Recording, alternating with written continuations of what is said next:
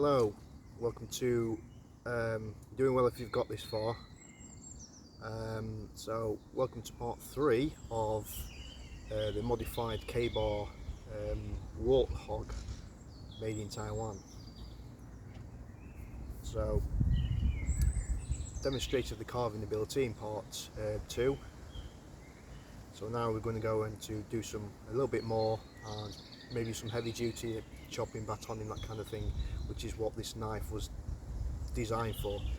However, as I explained to you in part 1 and 2, I modified this grind, so I'm hoping that the grind will hold up to some of the abuse. I'm not going to obviously chop a full tree down with it, but as long as it can perform what I would normally do at a camp, and that is prepare firewood, chopping limbs and tree limbs and things of that nature. So just going to put the thing back in here, so we'll see.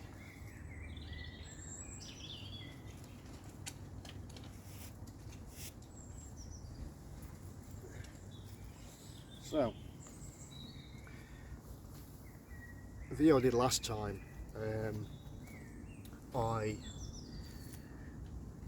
in these woods we've got an oak tree, and it's been down for some time. Obviously it's on its way out. So I've been trying to salvage as much as I can of the oak tree, which is this. So this is another limb off an oak tree. Now, although this has already come off and snapped off the oak tree, it is still solid oak inside, as you can see. Obviously, as you know, oak is a hardwood, a very hard wood, similar to ash. They both pretty much share the same properties when it comes to hardwood, but oak is really, really hard. So that really does test your knife. The edge on your knife. So I'm just going to get this bark off. It should be easy, seeing that the bark is rotten on this oak. Hope you can see that. The angle's not great, so I do apologise. Bring this down a bit. Let me just adjust the camera for you guys. See if you can see it better.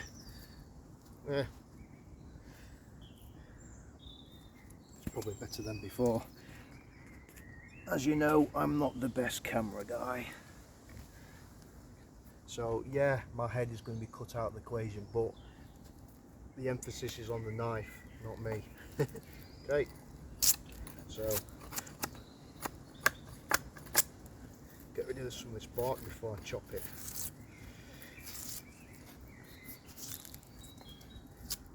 Yeah, thumbs that. Okay, so just remove that up there. See how well it removes the bark. Pretty good, but it's not really a challenge, is it, removing this bark?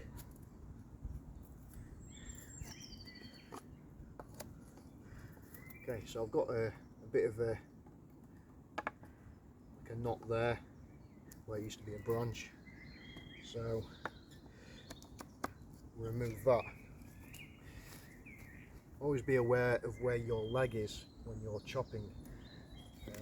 Try and turn this over. Actually, yeah, this before. I'm going to get some more pieces of oak, and I think I'm going to make a chopping board. I think a thick one. So, see how this does. Yeah, chops it off, no problem. Chop that knot off, just one strike, using the full weight to my advantage. Pretty good, pretty decent. So what I'm going to do is I'm going to cut this into this solid oak. You can hear how solid it is, and see if the edge geometry holds up the modified edge geometry. So we'll see. So it doesn't slip out my hand and hit the ground just going to do is probably chop it about here, I think. Okay, so again, your leg out the way, and if you miss with a knife, it's going to go straight down that way. Or if you do it from there, you can do it from there as well. If you miss with a knife, it's going to go in between your legs. Okay, so I'm going to do it here, and rather than chopping in, I'm going to do it like a machete style, which is my favourite chop. Is I'm going to just chop from the side. Okay, so let's see how we go. Pretty good.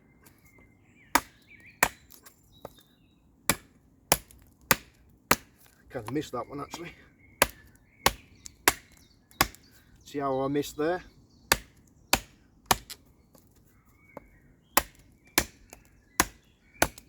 Using the weight to my advantage. Now, as you can see, although this is old oak tree, it's still solid. Okay.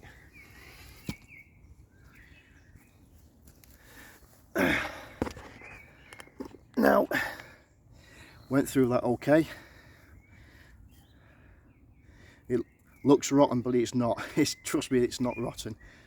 It takes quite a few years to rot away oak, especially as thick as this. But assess the damage. Is a hard wood. I was chopping it quite hard. I could have chopped harder, but I've not got a lanyard with me today. And one thing I need to say before is that it has got a hole for you to obviously put a lanyard, but it's just got like a beak here, and your hand, which basically prevents your hand from slipping, so that aids in chopping. So no deformations, no chips, no rolls, all on the edge. It's really hard to pick that up on camera, but trust me, it's giving that some welly and passed that test, so I'm happy. That was the thing that was the most worrying part, is the new edge I put on it, would it be strong enough to chop with? Right, so chop with that.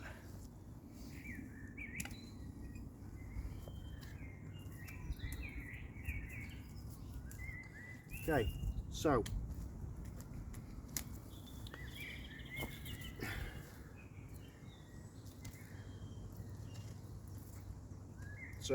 probably going to do the same again, just to say that's the first time is not a fluke.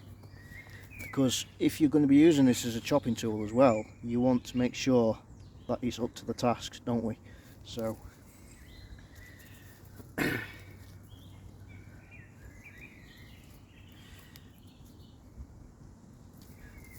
okay, so again, got complete control of my knife,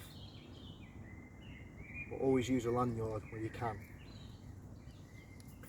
So I think this is kind of slightly thinner than what that was. So first of all, look at the best angle to start your first cut. Normally for me, the best angle of attack would be the bit that's sticking out here. So I'll remove the bark here, because that will make it easier and stop the blade sticking in the wood.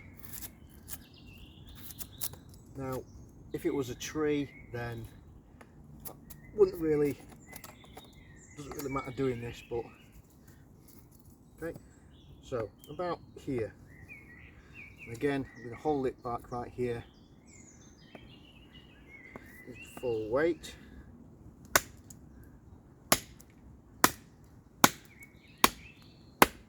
You can see how deep that penetrates. Okay, turn it round and cross hit it there.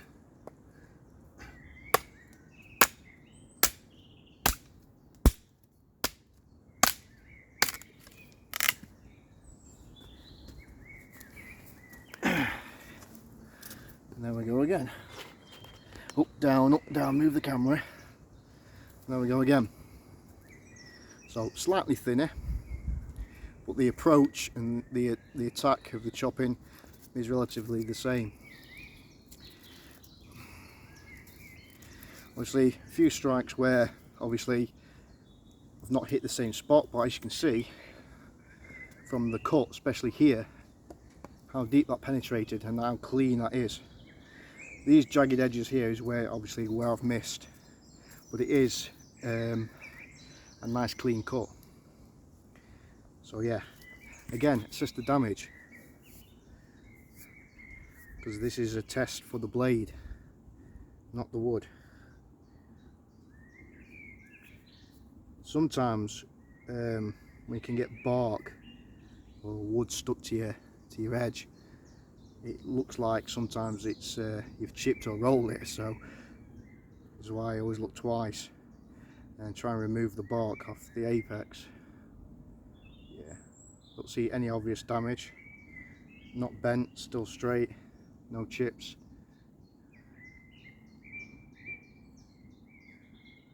Thought I saw a chip then, but no. I look nicely, impressed. I'll probably go as far as to say it's a lot better than it was before, because I've thinned that edge out slightly, so it's chopping the wood rather than crushing it, which is what you want in a good chopper.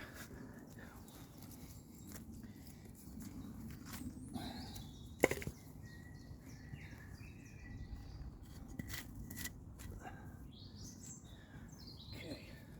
gonna angle this camera down again, sorry guys. And we'll probably do some light chopping on here, as if you was trying to make a spear or maybe a trap or something like that. So we'll see. Remove the bark, and the bark on the oak tree is really thick and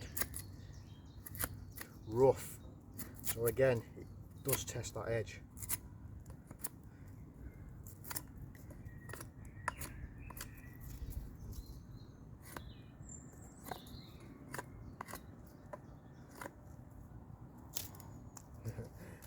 Probably peel it off with my fingers, but anyway, see if we could do that into a point.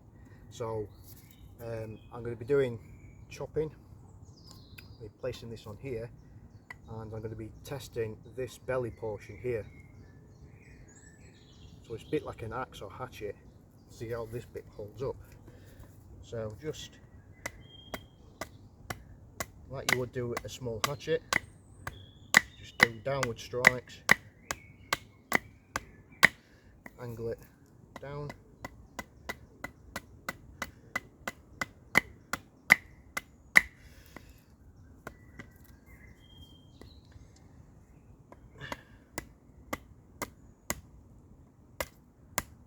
really does bite a lot better, especially on that belly portion there. So since I put the new grind in, it now wants to bite into the wood rather than split it, which is what you want really. So again, not too much effort, just like you would do with an axe. Use the weight of the knife to your advantage.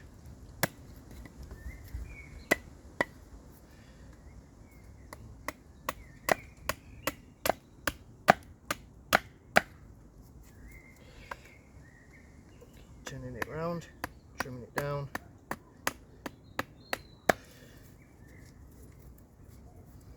Yeah.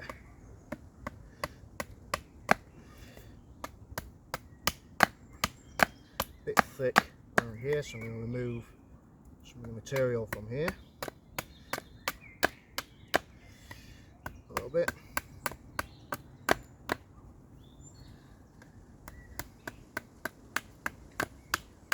So I'm not rushing it, I'm taking my time with it. That is what I'm doing. Okay, so I'm just going to remove this bit here. It's a bit of a chunky monkey, that one. But as you can see, using that belly to my advantage to chop the shape of this. So now what we can do is test it further and just shape. So this is what I've done to remove the materials off the oak, off the solid oak, and move it this way a bit.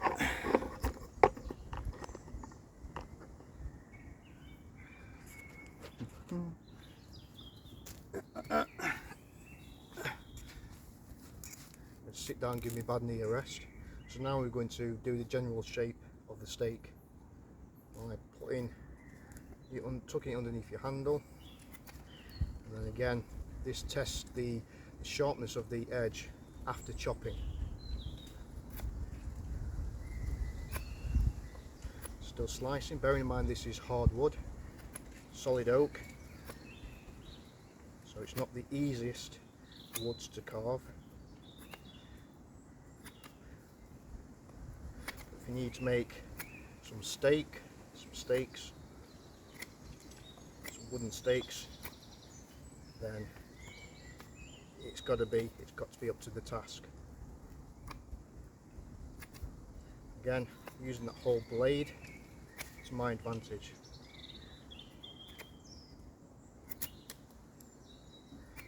And before, there was no way this could do it before, not this.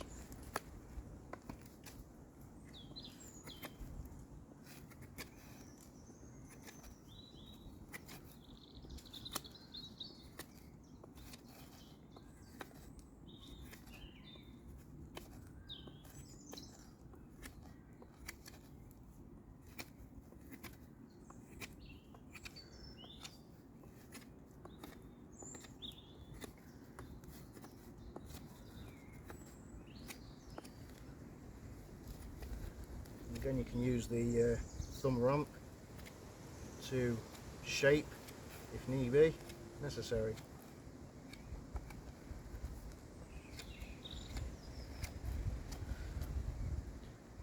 Okay, and we'll just leave it there. So this is the end result. So chopped it with the belly to the shape that I wanted it, and then we, straight after chopping, we went to carve the point.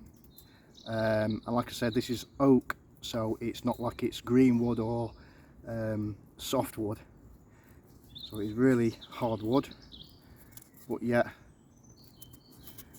we've made a point for a stake, maybe a spear, if you're hunting. It's done the job that I required, so it's another pass.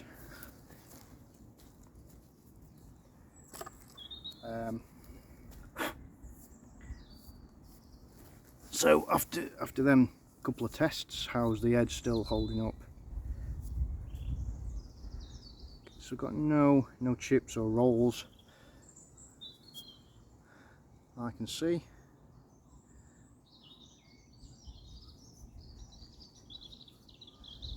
Don't know if it still shaves, don't know.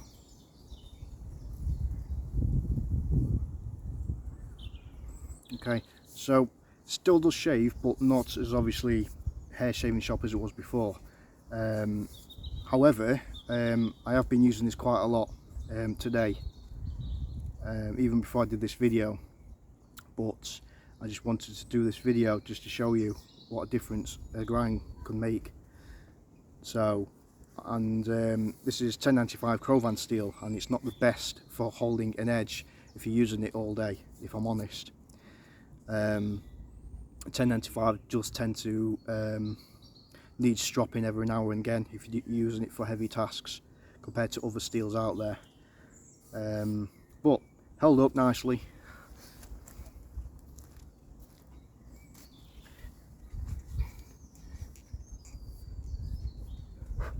Okay, so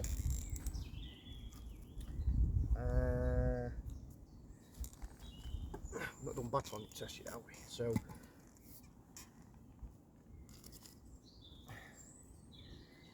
I'm going to use this piece of oak It's already been half split. However, it has got a knot, as you can see there in the middle.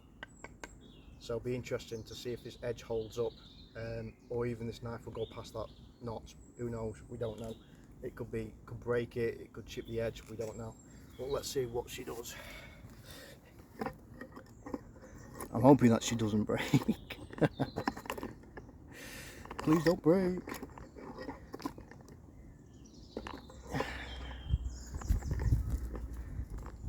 Yeah, trying to find a flat spot with a tripod is quite a task in these woods, in the mud. So again, I'm going to be out of focus, but the video's for the knife, not me. So I'm just going to put this log here, stop it from tipping over, because it is windy now. Okay. Right, so normally if you're thinking about it and you're looking at a piece of wood, is which way, you always think about which way is the best way to split it. You're looking at the grain, you're looking at any cracks. So I'm not going to say I'm going to go against the grain and just split it just to test a knife.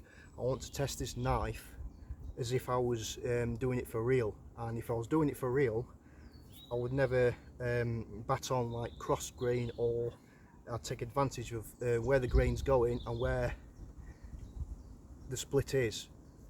That's what we really should be doing. So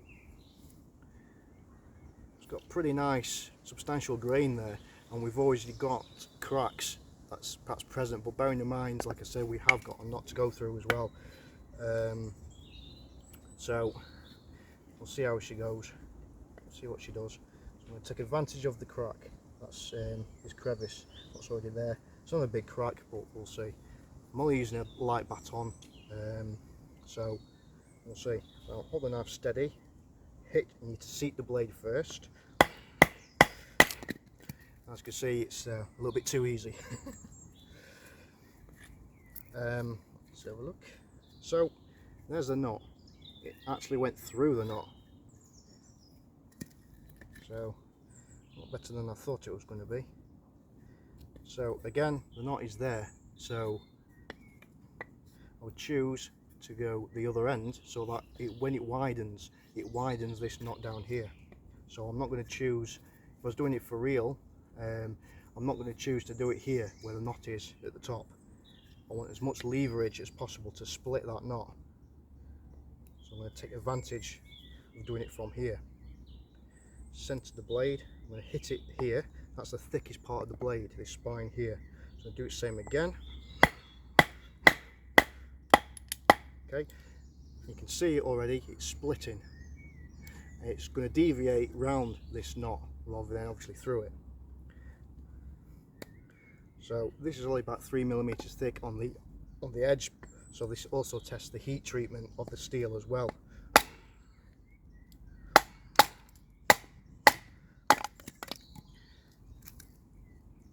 And the handle comfort. So that's pretty good. Get the other piece up, do the same again.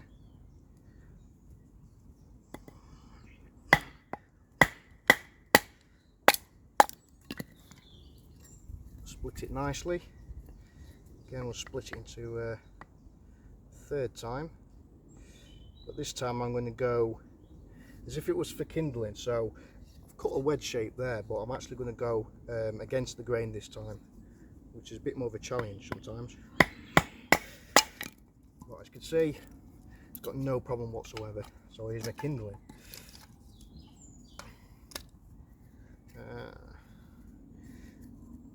Do the same again.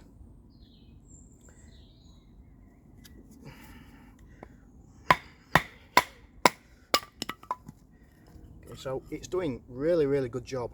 Once it's past this area here and then it gets to the thicker part of the blade, it really lends itself to splitting the wood, and I kind of like that. So again, split it down again into thirds. Much effort there. See how thin we can get it. Seat.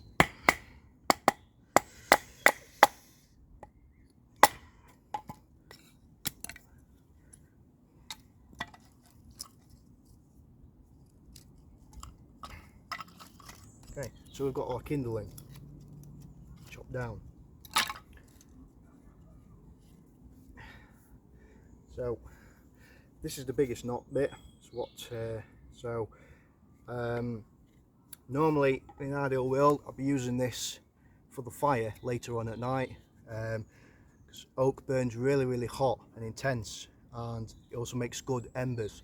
So a log this size I really like to leave to the last in an ideal world.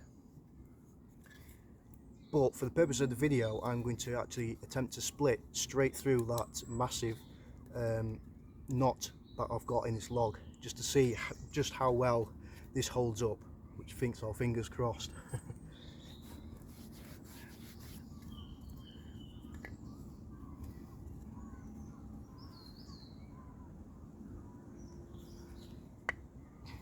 So I'm thinking,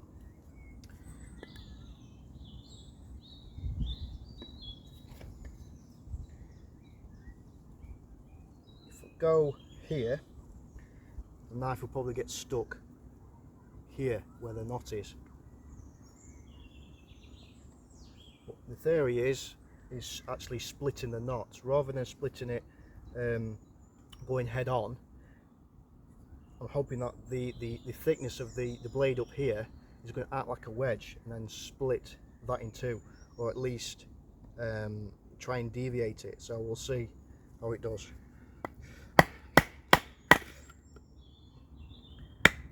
Keep the knife straight. Already I can tell that's soft. Yeah, soft, hard.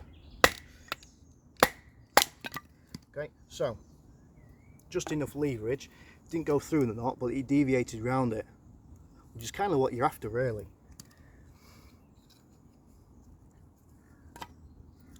There's more kindling, thicker kindling for the fire. Okay, so the most important thing now is, did she hold up? Did she hold up?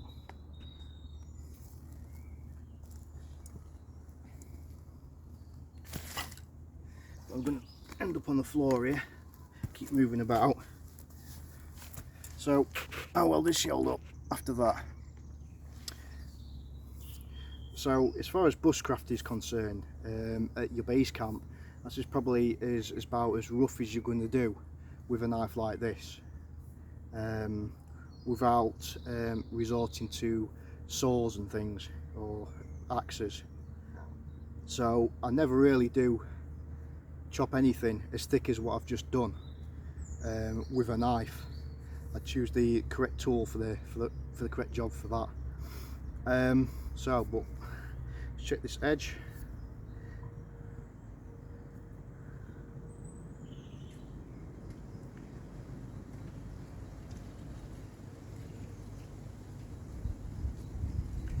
See if that's bark there. It's hard to tell if it's bark or not sometimes.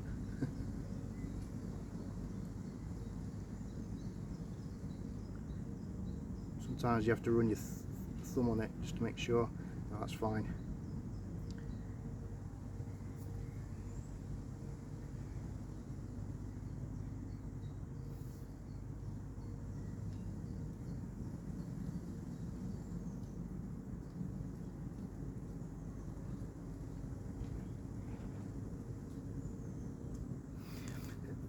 It's perfectly fine.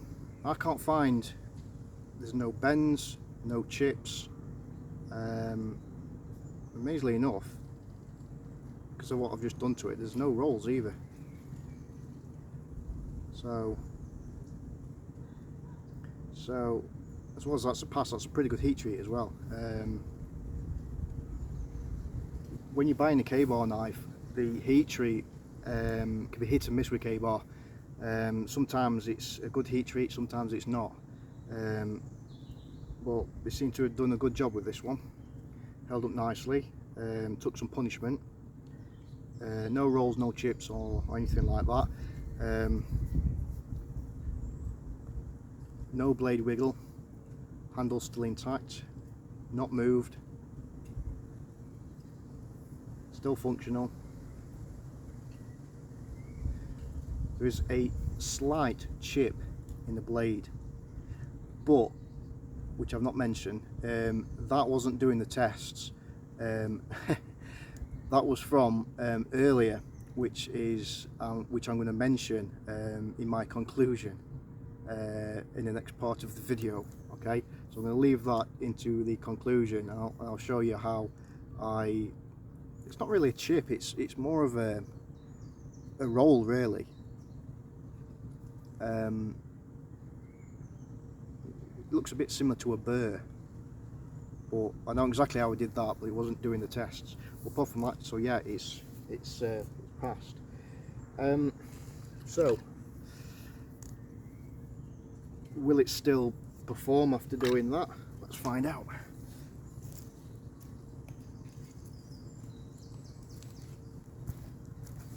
So we've got a piece of ash, and probably going to break that off here. It's probably more rotten here. So what I'm going to do is probably snap that off there, and it's got a knot there, I think.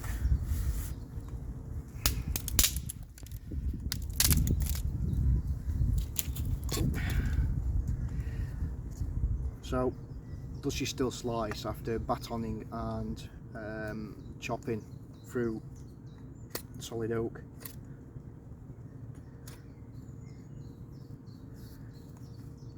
Let's have a look.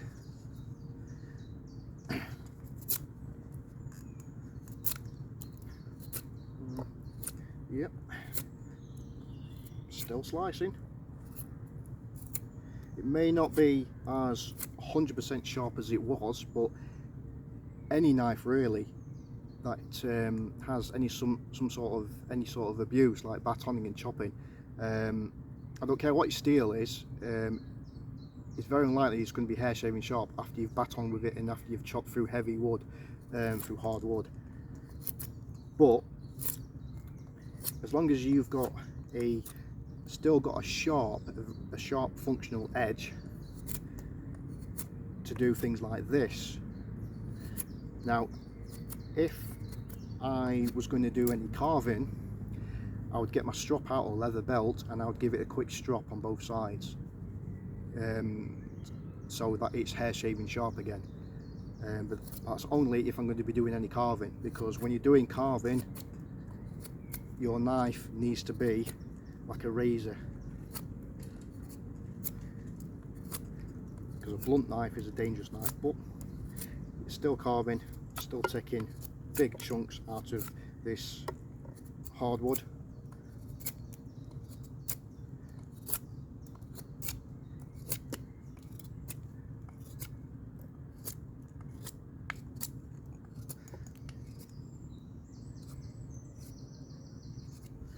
Yeah, impressive.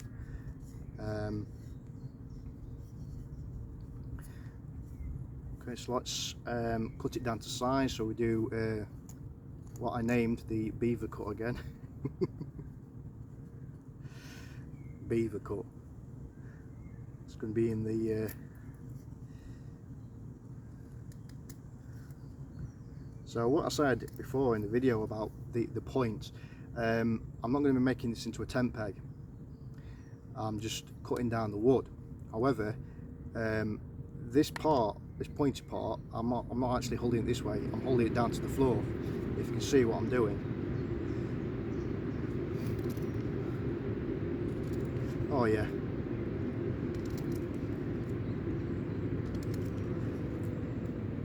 Definitely biting, yeah. Awesome. Definitely. Shape that a bit. Yeah, I like that. Good. So I'm going to get rid of these knots and I'm going to thin this out a bit.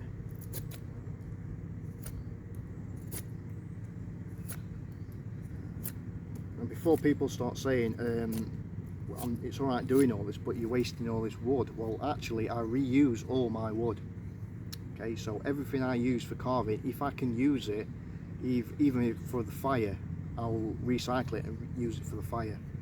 So nothing really gets wasted.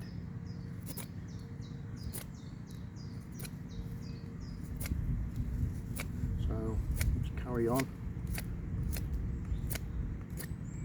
Yeah, grind's a lot better on this than it was before. Miles better. Impressed with it. For a big stout knife, yeah, it's pretty good. Pretty good.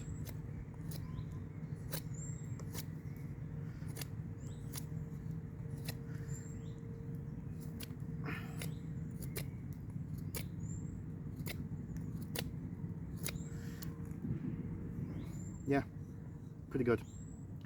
Don't know if I've got anything thin enough to do a feather stick to test the edge even more. I've got this bit of kindling wood, oak, but to be honest with you, oak's not the best for doing feather sticking because of the grain that it has in it sometimes. But we'll see. We'll see. On another note as well, I don't usually do feather sticks like this. I like to do them on the floor at an angle, but it's just to test the edge really, see if it's still got that edge.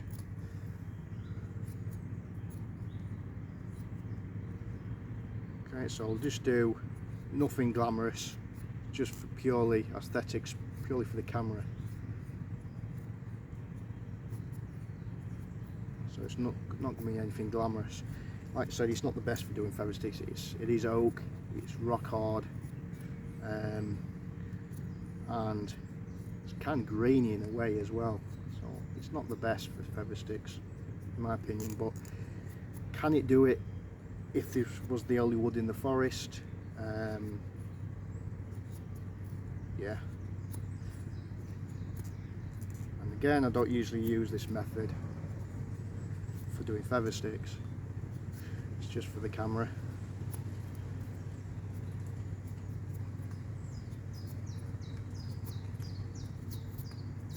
So yeah, you can still do it after all that abuse.